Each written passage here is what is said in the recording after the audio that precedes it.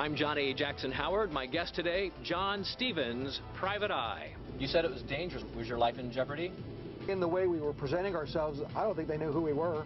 What goes into executing a successful professional surveillance operation? Let's go.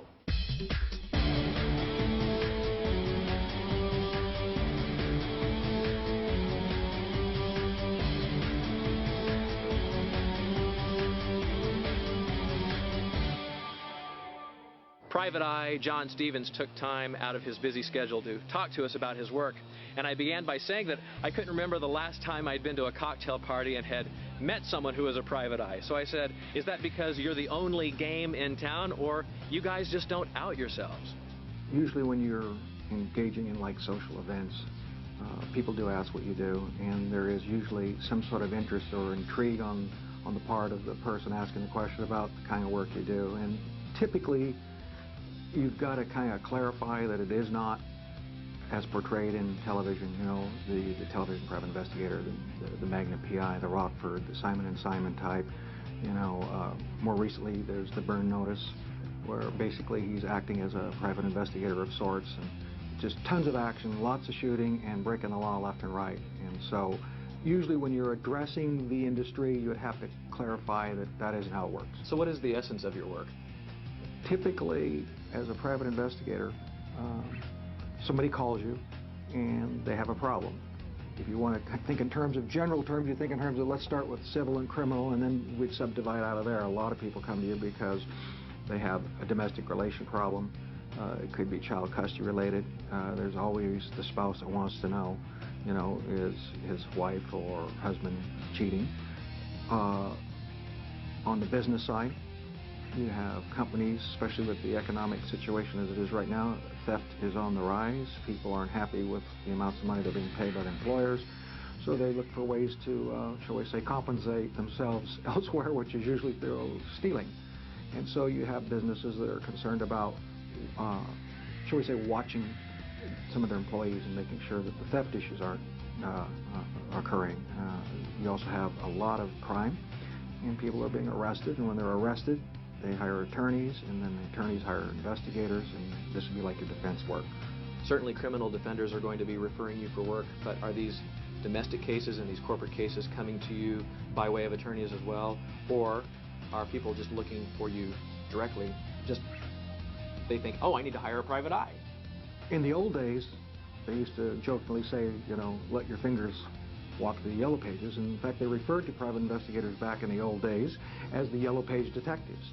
Now, as you know, we're in the 21st century, everything's changing, so everything's pretty much via the internet or through word of mouth. Well, before we get into surveillance, let's talk briefly about the things you would do that are not surveillance, so that they know what maybe the more routine things are that a private eye does. The initial step is they hire you, and many times you've got to sort out with the client or the attorney what really the objectives are. Sometimes they don't have a clue themselves, they just know they got a problem. And so a lot of the initial stages is kind of case evaluating, assessing the situation, and that also may include the acquisition of reports, reviewing reports, analyzing them. If it's a criminal matter, you're going to be certainly looking at, did the police do it right? And if not, you know, where can we interject ourselves? Obviously, in a civil matter, it may be we're preparing for a lawsuit. We're trying to figure out what the issues are so that when we file it, we know we're pretty tight. What determines when surveillance is necessary?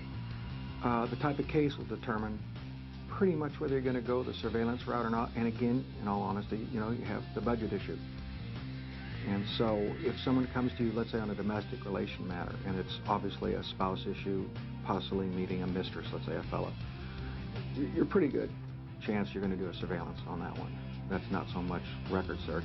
You know, we need someone in the field physically that's going to follow the individual and find out where he goes. John, that sounds very fascinating. I would love it if we could go out maybe in a car and have you drive me around and talk about what you might be doing if you're actually following somebody. Would you be willing to do that? Sure, let's go. Let's do it. Let's go. All right. So, John, why would someone contact you and spend money to hire you rather than going directly to the cops? Well, Probably because the police cannot get involved or will not get involved. It could be a matter that they've investigated and now it's become a cold case. And a family or a client is interested in, at that point, in developing leads that can go back to the police. So are you by definition a spy? That's kind of a trigger word. When you think of spy, I think of CIA, but I know that there's kind of different types of definitions. When you think of spy, using in your terms, you know, you think of someone that clandestinely gathers information. I believe another definition is, you know, watching someone covertly or secretly. So in that respect, I guess, you know, we're spying if we're watching someone in a covert or secret manner. What percentage of the cases that you take do you think have to be ultra covert? If you're doing a case, and we do a lot of drug-related cases, those are going to require a whole lot more planning and certainly a lot more covert kind of planning and or clandestine gathering techniques, because your stakes are higher and you certainly have got to be very careful. Hey John, what's the most dangerous surveillance work you've done? Following drug traffickers along the I-5 corridor between San Diego and the Canadian border. How long did that case take? That was a 2.5-year case. We worked with certain federal agencies and certain military groups that specialize in the war on drugs. Were you the lead guy or were you following someone else's command? Technically, I had my own autonomy. I had a list of potential drug subjects or targets, but I was filtering information and conveying it to, I had a handler, and he would take the information. They call it drug intelligence. And everything was being shepherdized from another state. Nothing went through Oregon. Everything went through the state of Texas and Washington, D.C. You said it was dangerous. What would have happened if you had been discovered? Was your life in jeopardy? Well, we never got discovered, so I can't answer that from that standpoint, but being that these were folks that are, at the time, many of the subjects were interconnected with a cartel out of Tijuana, so obviously if they found out that they had private sector guys, they wouldn't think twice about, you know, bringing harm to you, as opposed to, let's say, a federal agent or a police officer. They're going to be more careful about, shall we say, taking them out, as opposed to maybe someone on the private sector. But then again, the way we were presenting ourselves, I don't think they knew who we were. They wouldn't have known if we were law enforcement, military, or private. John, do you work armed? Do you carry a gun? I can carry a gun. I prefer not to, but certainly cases come up where you should carry a weapon, and in certain assignments, it's a requirement to carry a weapon. And if I'm doing anything that has to do with personal protection, I would be armed. Talk about a surveillance case that you've worked on all by yourself, and it was very intricate. How did you go about it? A lot of pre-planning, lots of information on the subject or subjects, and contingency plans. In the event that, you know, you got one car, you better be prepared to deal with the potentiality of something going wrong, so you better be thinking ahead and trying to determine, you know, do I need to continue the surveillance today? Let's say the subject's acting really funny. I've been watching now for, let's say, several days, but today there's something about his driving that's telegraphing a problem. There's where you're going to decide, do I keep going, or maybe should I drop off and pick him up another day? Hey, let's say you're going to follow that person. Talk us through it. Well, normally what I would do is I'd have as much information on that person as possible. I would know everything about his social and professional life, and that would help me in planning the surveillance. In this particular case, obviously, we're going to do the best we can, and I'll kind of explain to you what we do. Now, right now, he's at an intersection. I'm going to slow up a little bit and see which direction he's going and give him time to make his turn. Now, how would he, at what point would he figure out that you are following him or not? Well, he better not. If he's figuring that out, I'm doing something wrong. So how do you keep that from happening? I like to have at least one car, preferably two-car cover. Right now, I'm wide open. He's going to get to that light up there, and I'm already watching him. I don't know whether he's going to go left, right, or straight, so I'm going to pace myself, keep my speed down a little bit. There's the blinker. So I'm watching the light, see the light. I've got to get around here because we don't need the traffic getting in our way. I'm going to take my time going around. Sometimes they'll be waiting for you if they spot you, and they'll be sitting on the side. Notice he's still moving west. So I'm going to, again, kind of position myself to give him some room. we don't know this guy. Could you really follow him for 50 miles and he would not be the wiser? Many times I'll be in the car, and then the next minute, you know, we're on a bus. The subject gets out of the car, parks somewhere, and they're on mass transit.